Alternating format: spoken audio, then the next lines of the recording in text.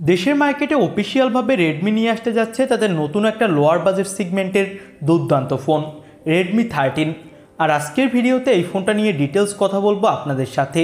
Redmi 12 ফোনটাও কিন্তু আমাদের মাঝে অনেক বেশি জনপ্রিয় ছিল, আর এবারের এই ফোনটার স্পেসিফিকেশনও এক কথায় জোস লেভেলের হতে যাচ্ছে। আজকের ভিডিওতে বাংলাদেশের মার্কেটে আসলে এই ফোনটার দাম কত কী হবে, এই ফোনটার ফুল স্পেসিফিকেশন, পাশাপাশি এই ফোনটার ভালো খারাপ সব দিক জানতে পারবেন। সো আর দেরি না করে শুরু করে দিই আজকের মূল ভিডিও। এই ফোনটার ডিজাইনটা কিন্তু দেখতে ভালোই লাগছে। ফোনটার ব্যাক সাইডের ডিজাইনে তেমন একটা চেঞ্জেস আনা হয়নি, রেডমি 12-এর মতোই প্রায় সেম ডিজাইন রাখা হয়েছে এই ফোনটাতেও। ব্যাক সাইডে আপনি দেখতে পাবেন পলিকার্বনেটের বডি, তবে এই ফোনটাতে আলাদা করে কোনো ক্যামেরা বাম্প ইউজ করা হয়নি, এবং এই ফোনটার ব্যাক সাইডে দেওয়া হয়েছে জোস লেভেলের একটা টেক্সচার, যার ফলে ফোনটা দেখতে অনেক ভালো লাগছে। এবং ফোনটা কিন্তু বক্সি টাইপের, তবে বাজেট অনুযায়ী এই ফোনটার ডিজাইনটা আমার কাছে ভালোই মনে হয়েছে। ফোনটার উপরের সাইডে আপনি 3.5mm অডিও জ্যাক পাবেন এবং পেয়ে যাবেন আইআর ব্লাস্টার। ফোনটাতে পেয়ে যাবেন নিচের সাইডে ইউএসবি টাইপ সি পোর্ট এবং পেয়ে যাবেন মাইক্রো স্পিকার গ্রিল।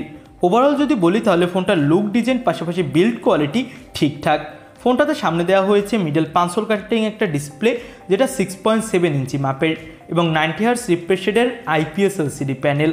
ডিসপ্লেতে আপনি কর্নিং গরিলা গ্লাসের প্রোটেকশন পাবেন, আর এর স্ক্রিন টু বডি রেশিও 85.1%। তো বুঝতেই পারছেন ডিসপ্লের চিন বাজাজ বাজেট অনুযায়ী একদমই ঠিক আছে। এবং এই ফোনটাতে 90 হার্জের রিফ্রেশ রেট দেওয়ার ফলে ডিসপ্লেতে আপনি ভালোই স্মুথ পারফরমেন্স পাবেন। পিক ব্রাইটনেসও ভালোই থাকবে, দেখতেই পাচ্ছেন।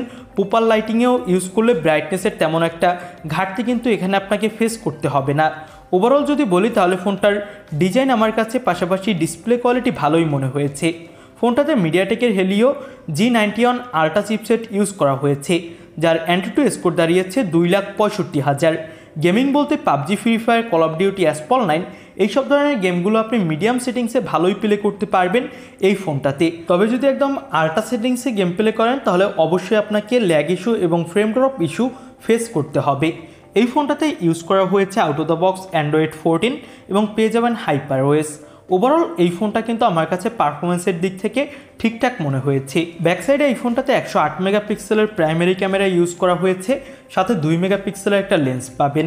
এবং এই ফোনটাতে সামনে দেওয়া হয়েছে 13 মেগাপিক্সেলের সেলফি ক্যামেরা। সামনের এবং পিছনের ক্যামেরা দিয়ে আপনি ফুল HD প্লাস রেজুলেশনে ভিডিও রেকর্ডিং করতে পারবেন।